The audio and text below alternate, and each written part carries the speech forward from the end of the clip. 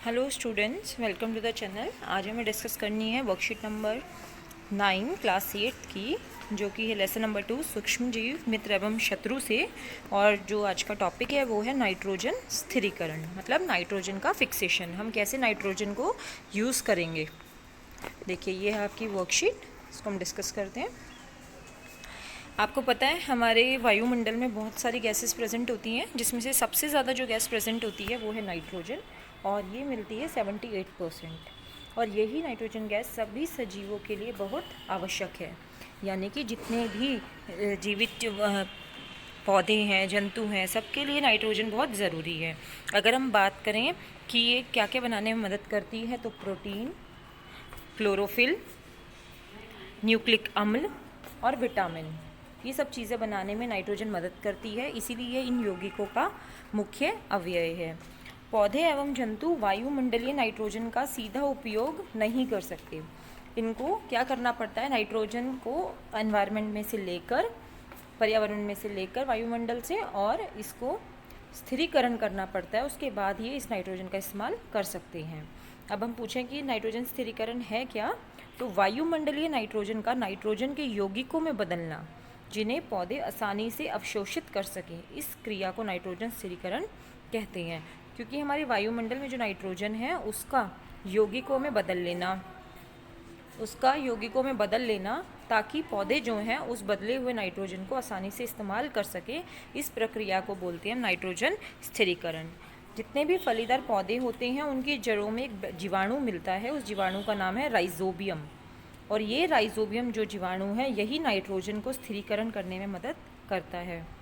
और इसके अलावा कैसे स्थिरीकरण हो सकता है, कभी कभी बिजली के कड़कने पर भी नाइट्रोजन का स्थिरीकरण होता है। बिजली कड़कती है तो नाइट्रोजन जो है वो फिक्स हो जाता है। आज हम नाइट्रोजन चक्र की सहायता से जानेंगे कि वायुमंडल में नाइट्रोजन की मात्रा कैसे स्थिर रहती है।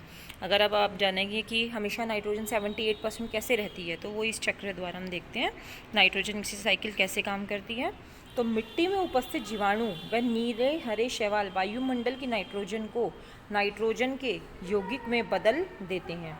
सबसे पहले जितने भी जीवाणु, शैवाल जो है मिट्टी में हैं, वो नाइट्रोजन को लेते हैं वायुमंडल से और इसको इनके यौगिकों में बदल देते हैं।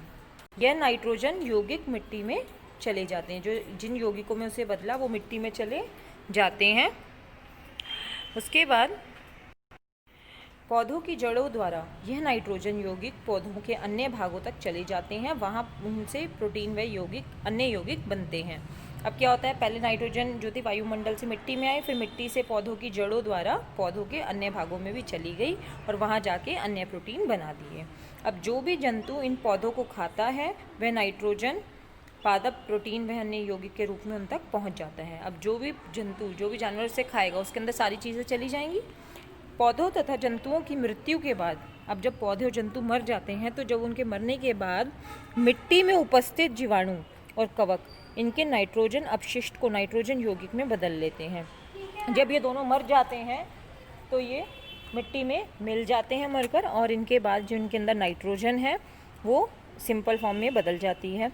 तो जो पौधों द्वारा फिर से उपयोग कर लिया जाता है, मरने के बाद वो फिर से मिट्टी में मिलते हैं जंतु और पौधे, तो फिर से जो हैं पौधे उनको इस्तेमाल कर लेते हैं। कुछ विशेष जीवाणु नाइट्रोजन यौगिकों को नाइट्रोजन गैस में बदल देते हैं। कुछ जीवाणु ऐसे हैं जो नाइट्रोजन आए हैं उसके यौगिक, उनको नाइट्रोजन गैस में बदल देते हैं, और ये गैस फिर से कहाँ चली जाती है, वायुमंडल में। इस तरह से वायुमंडल में नाइट्रोजन की मात्रा लगभग स्थिर रहती है। तो जितनी नाइट्रोजन वायुमंडल से ली पौधों ने, जंतुओं ने, ठीक है, जीवाणुओं ने बदला उसको स्थिरीकरण के टाइम, उतनी वापस अंत में चली गई वायुमंडल में। तो इस तरीके से जो नाइट्रोजन की मात्रा है वो स्थिर रहती है। ये आप देख पा रहे हो, ये शैवाल हैं हरे रंग के, और ये नाइट्रोजन चक्र दिया हुआ है, ठीक है।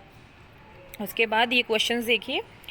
सेम और मटर फलीदार पौधे हैं, इनकी जड़ों में कौन सा जीवाणु पाया जाता है। अभी बताया था फलीदार पौधों की जड़ों में राइजोबियम बैक्टीरिया। सेकंड, नाइट्रोजन का स्थिरीकरण किन किन विधियों द्वारा होता है।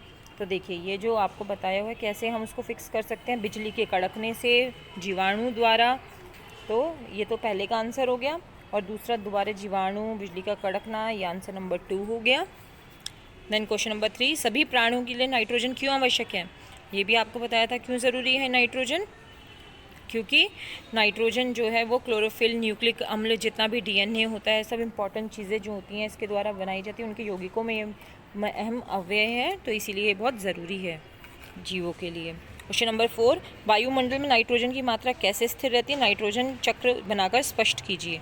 तो ये आपको आराम से यहाँ पे ये चक्र बना हुआ मिल जाएगा। ये आपका हो गया आंसर नंबर 4। ये आप एक्सप्लेन कर देंगे पूरा। So this is all about. Thank you.